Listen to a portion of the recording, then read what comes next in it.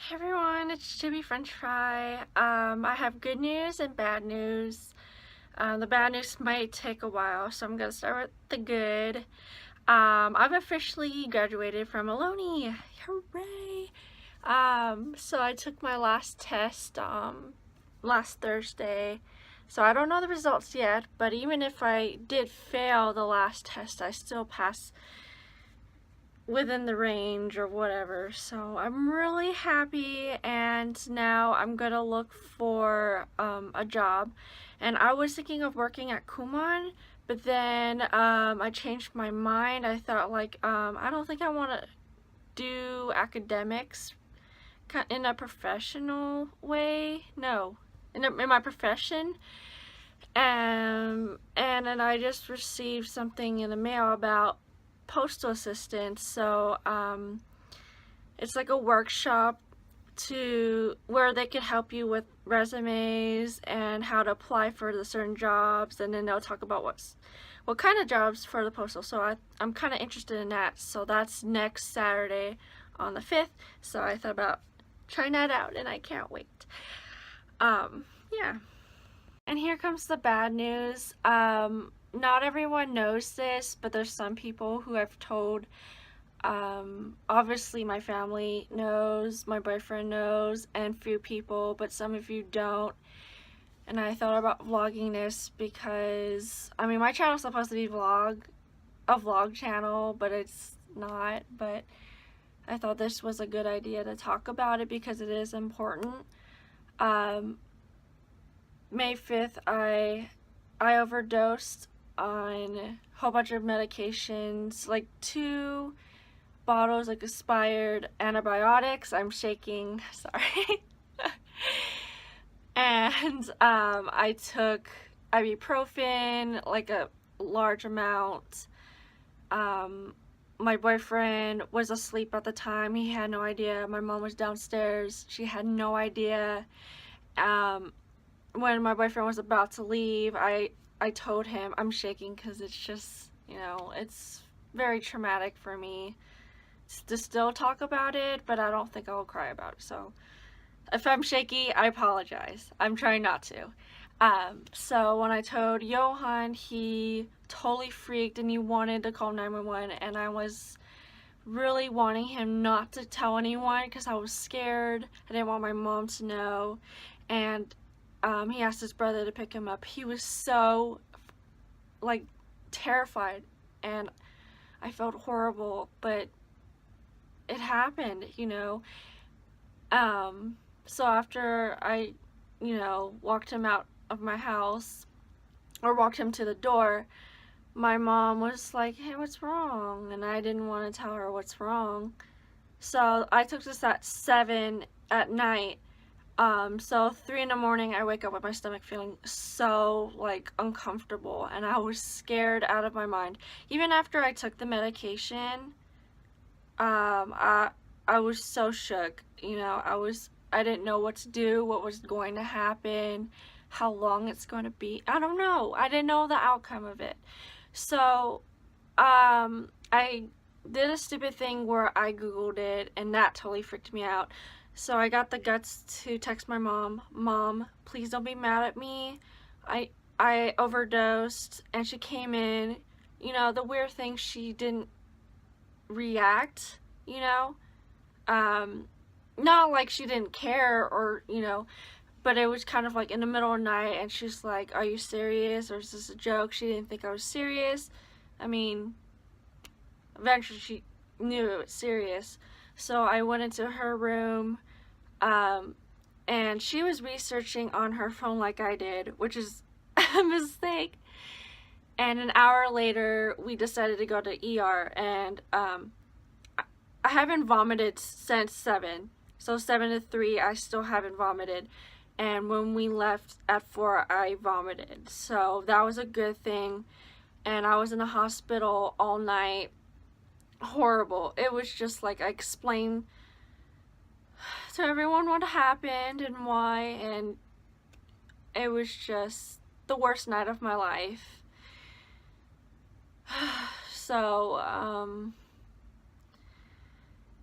the hardest part was when my dad came and saw me, and he was, I knew my dad cared about me, but the way he handled the situation was just so hurtful. Like, I can't even put into words, like, how I felt. It was just so bad. But I had to wait for this social worker before we left, so that was like afternoon. That was like a long time. We were waiting for him, and of course when he finally came is when I went to rush him, so it gave us like a longer time to wait for him to come.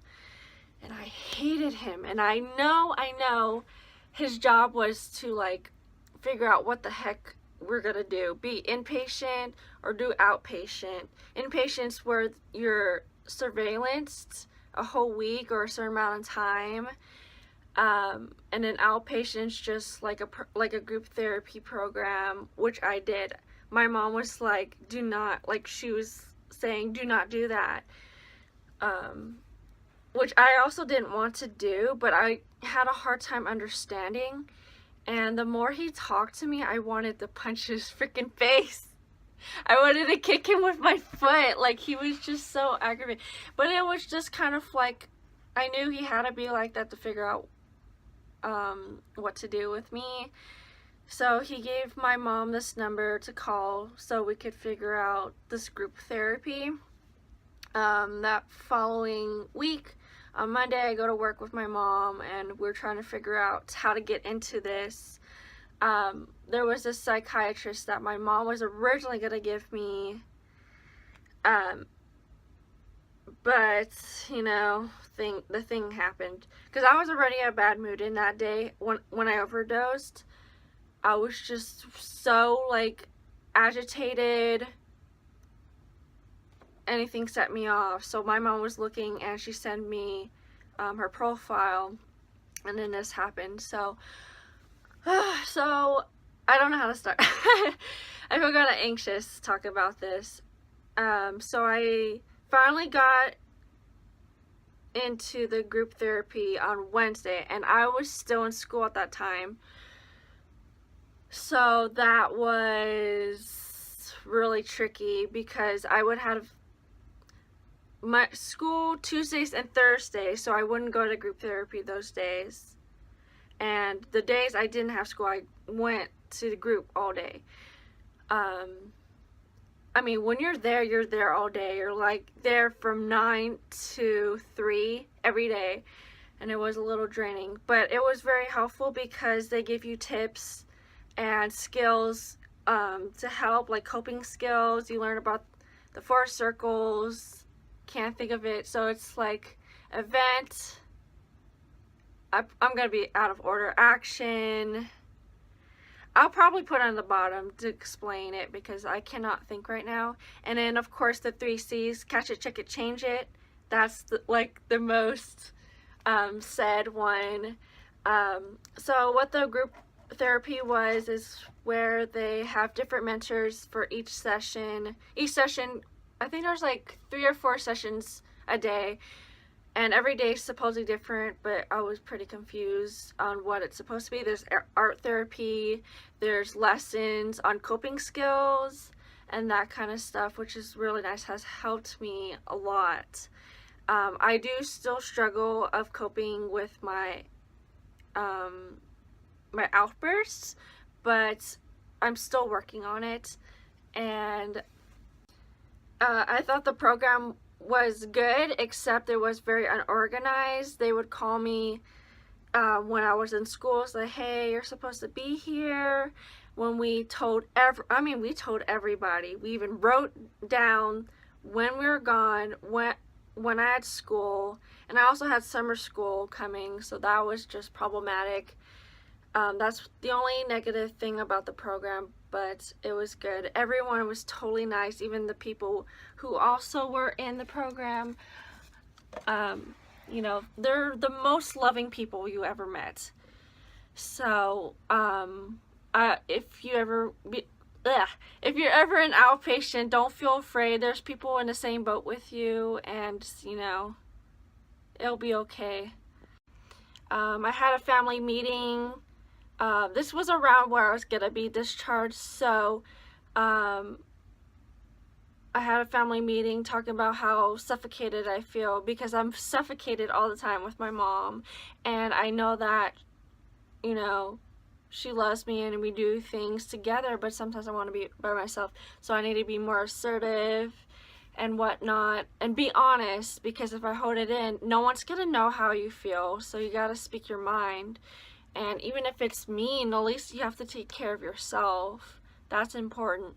So the weird thing about my case carrier, about the case carrier, usually every week on a certain day you see them and they check up on you, what goals you have in mind that you want to work on, that kind of stuff.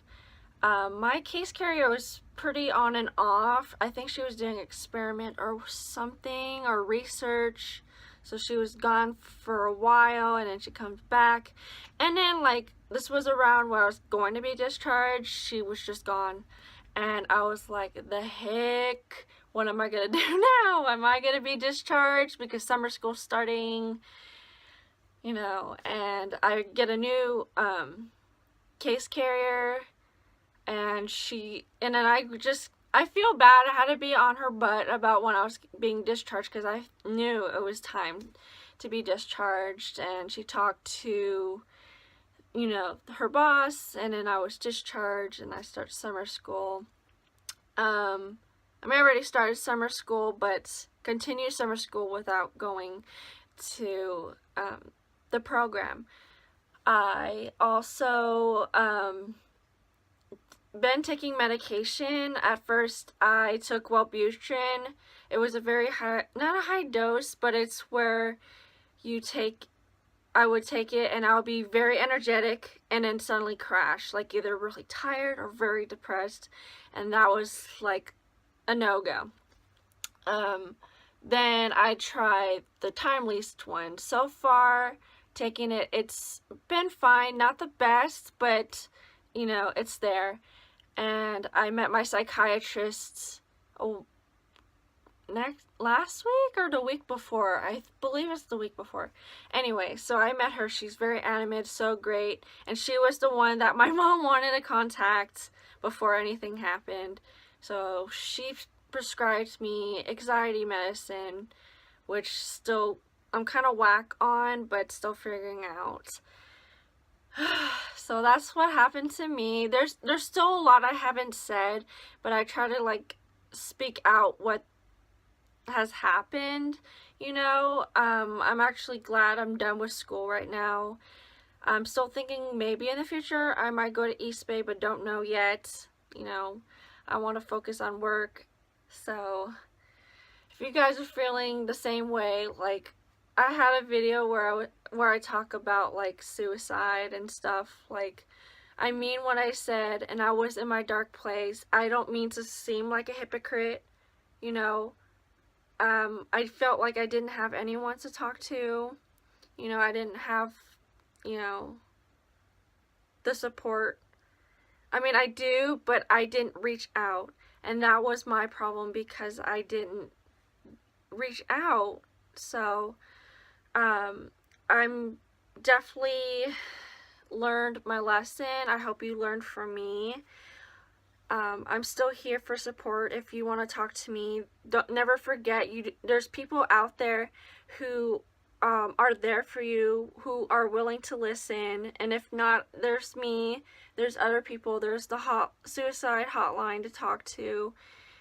So yeah. I hope you guys enjoyed this video. Enjoy doesn't sound right, but that's what I usually say for these videos. And see you guys next time.